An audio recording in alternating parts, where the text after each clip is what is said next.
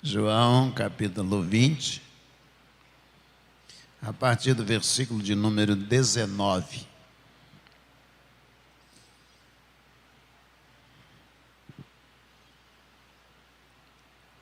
Ao cair da tarde daquele dia, o primeiro da semana, estando trancadas as portas da casa onde estavam os discípulos, com medo dos judeus, Jesus veio e se pôs no meio deles, dizendo: que a paz esteja com vocês.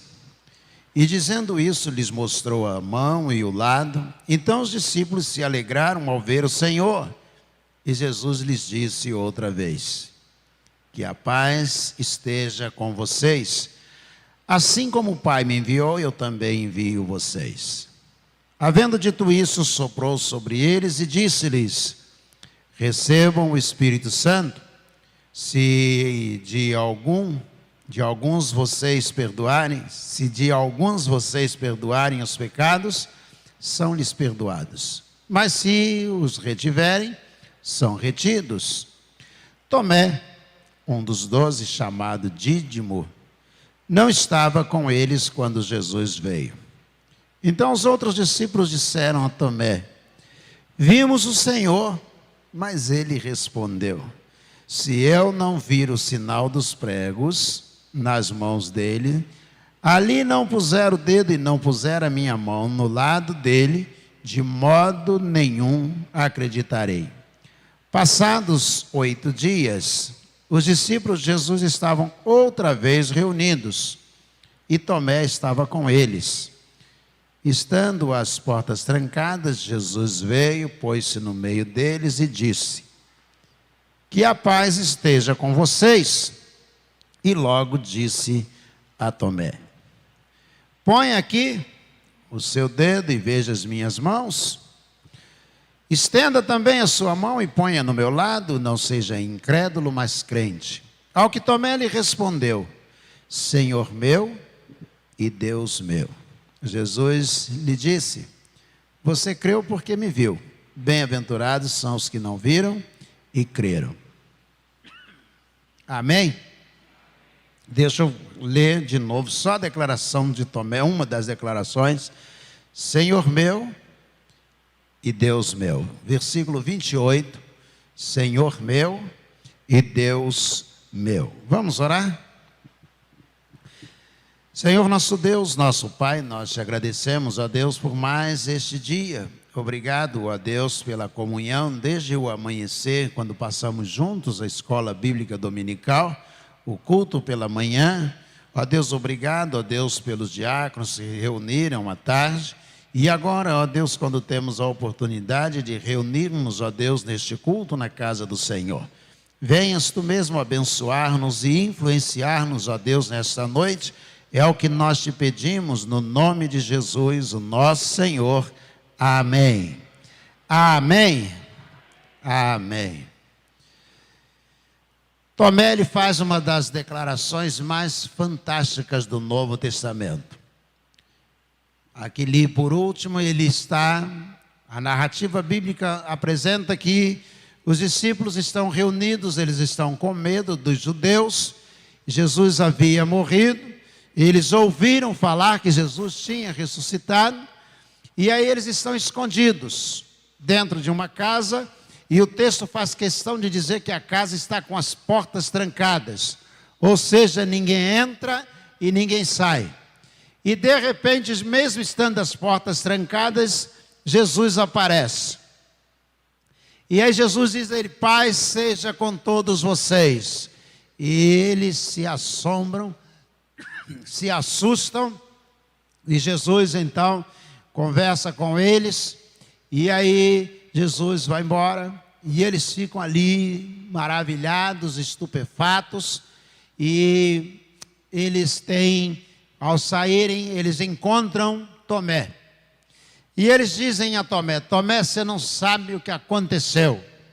E Tomé diz: o que foi? Porque Tomé não estava no culto, não compareceu ao culto. Tomé pergunta: o que foi que aconteceu? Eles disseram: Jesus apareceu, rapaz. E aí Tomé olha e diz: olha só, Eu sei quem é Jesus, eu andei com ele, ele morreu, ele foi sepultado, e eu não acredito nessa história que vocês estão contando, não. Se eu não vir Jesus com os meus olhos, se eu não conseguir vê-lo, se com as minhas mãos eu não conseguir tocar no lugar onde os cravos penetraram na mão dele, e onde a lança passou no seu corpo, entrou no seu corpo, de modo nenhum, vou repetir, de modo nenhum eu crerei.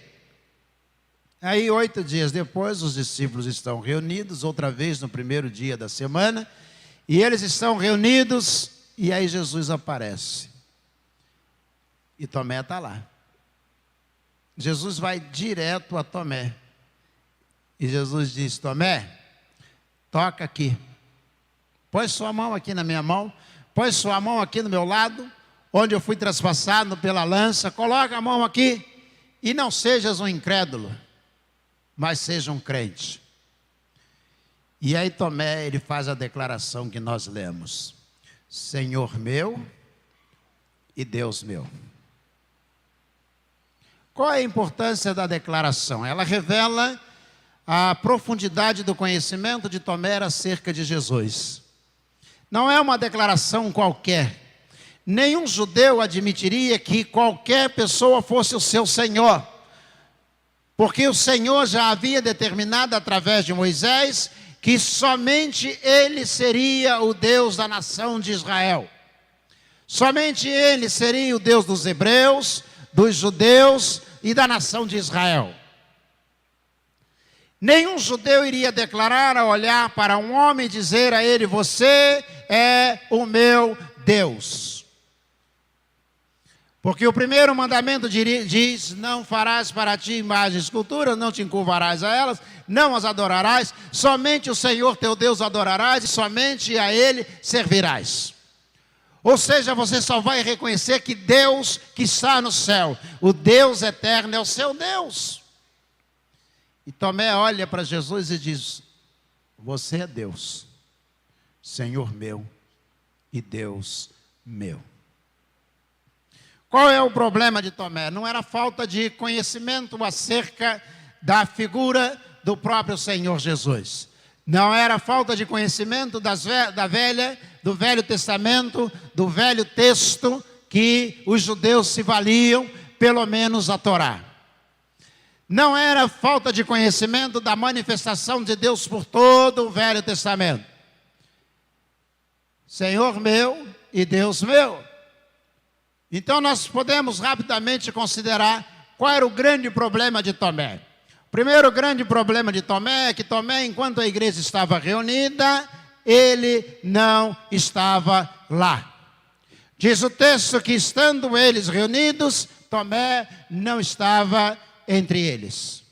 Este era o grande problema, que quando Deus se manifesta, quando Deus participa, quando Deus age, quando Deus orienta, quando Deus fala, e você não está na presença de Deus, não adianta você ter profundidade de conhecimento das Escrituras Sagradas.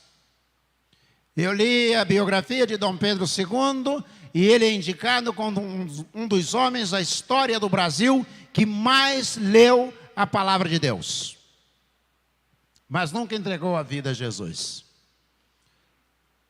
Conhecer a palavra de Deus é importante, é muito importante, mas é preciso andar na presença de Deus, é preciso estar com Ele, é preciso andar com o Senhor. Marcelo, eu tenho água aqui.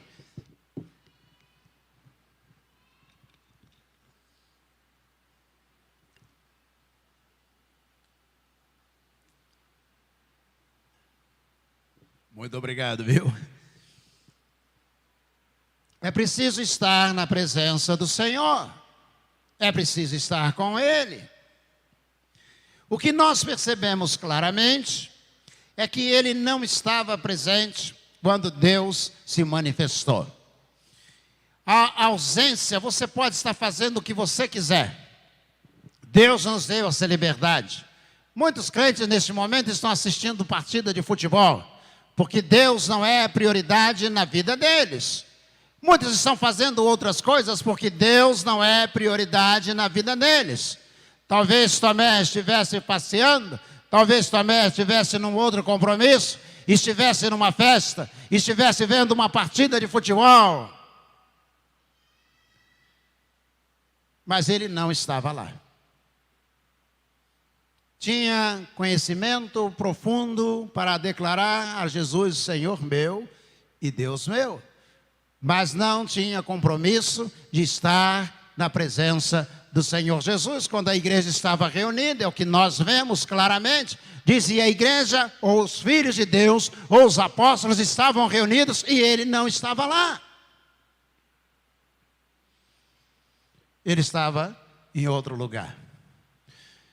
Segundo ponto que nós podemos perceber é que quem não está participando da manifestação ou da comunhão com a igreja tem dificuldade de acreditar naquilo que Deus está fazendo. Eu lembro que o pastor Denilson, amanhã eu tenho que ligar para ele, fiquei de ligar para conversarmos. O pastor Denilson esteve aqui dando um testemunho extraordinário e uma pessoa chegou perto de mim e disse: é verdade mesmo? Será que tudo aquilo realmente aconteceu? Quando disseram a Tomé: Tomé, Jesus esteve aqui, nós vimos Jesus, ele falou conosco. E ele teve dificuldade de entender, de acreditar que aquilo era verdade. Porque o conhecimento é fundamental, mas o comprometimento é determinante para que você creia naquilo que Deus está realizando, Ele está fazendo. Quantas pessoas contam seu testemunho para outras pessoas e elas dizem: ah, eu não acredito que Deus possa fazer isto. É claro, você não tem comunhão, não se aproxima, não toma conhecimento. E aí Tomé disse, eles disseram: Jesus esteve aqui. Ele disse: eu não creio. Se eu não colocar a minha mão no lugar do que os cravos furaram a mão dele, eu não vou acreditar de maneira nenhuma. Ou seja, testemunho para mim, disse Tomé, não é relevante. O que vocês viram não importa para mim. O que vocês estão testemunhando não importa para mim. Eu não vou dar ouvido ao que os outros estão dizendo, que Jesus realizou, que ele apareceu. Se eu não vir, se não acontecer comigo, eu não vou acreditar. Você já pensou se nós hoje fôssemos como Tomé? Dissesse: olha, o fulano caiu do 6º andar e Deus o livrou, ele não morreu. E aí você dissesse ao ouvir, dissesse: ah, eu não creio.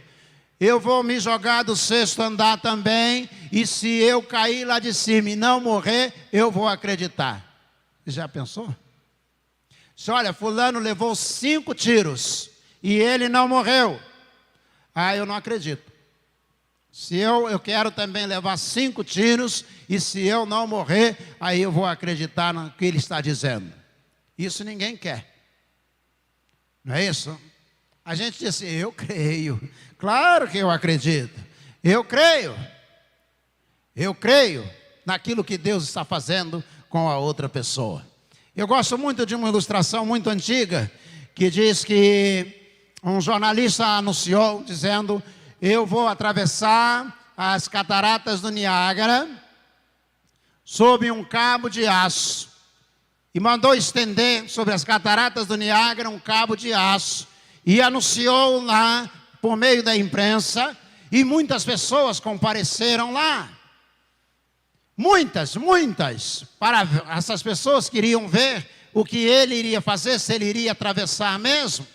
E quando ele chegou e desceu do seu carro, ele se aproximou e ele disse àquela multidão: eu vou atravessar daqui até lá. Quantos estão aqui e acreditam que eu vou fazer isso? E a multidão toda querendo ver ele fazer isso, disse: eu acredito. Todo mundo dizendo: eu acredito. E aí ele disse: vou fazer mais do que isto. Estão vendo esse carrinho de mão? Eu vou empurrando esse carrinho de mão, andando em cima do cabo de aço, e eu vou voltar empurrando o carrinho de mão outra vez. Quantos acreditam que eu posso fazer isso? E toda a multidão dizendo, eu creio, eu creio, eu creio, nós acreditamos, pode fazer. E ele disse, em terceiro lugar eu quero dizer a vocês que eu vou fazer isso. Vou empurrar esse carrinho de mão, mas eu vou levar uma pessoa dentro desse carrinho, vou levar até lá e vou voltar trazendo esse carrinho. Quem acredita e quer entrar no carrinho? Ninguém falou, eu creio. Nenhum. Quem crê de verdade quer participar, quer se envolver, quer entrar no carrinho, quer estar no culto quando Jesus aparece. Ele diz, eu creio, porque eu estava lá. Os apóstolos estão dizendo, apareceu. Estou te dizendo, Tomé, eu estava lá, eu vi. Porque quem tem comunhão sabe que Deus quer realizar, de que Deus pode realizar, de que Deus continua realizando até hoje. E aí Tomé disse para Jesus, Senhor meu, Deus meu, eu acredito no Senhor agora que eu estou vendo, eu acredito. E Jesus disse, Tomé, porque você viu, você creu. Bem-aventurados são aqueles que não viram, mas creram ou crerão pela tradução. Você viu, por isso você está acreditando. Bem-aventurados, e a palavra bem-aventurados, elas têm duas palavras no grego que significam bem-aventurado ou abençoado, a tradução pode ser a mesma, e duas correspondentes em hebraico, eukalel e ainda macários, e no hebraico assir e beraca. Todas as quatro palavras significam abençoados, são traduções, duas delas no grego, traduções do hebraico. Eukalel e macários são palavras gregas. Qual é a diferença do significado da palavra? Imagine que eu ore pelo Zé Luiz e diga assim, Senhor, que o Zé Luiz seja abençoado. Ele ainda não é. Na verdade ele é, só uma hipótese, né? Ele ainda não é, mas eu estou pedindo para que ele seja abençoado. Isso é o eukalel. E o macários?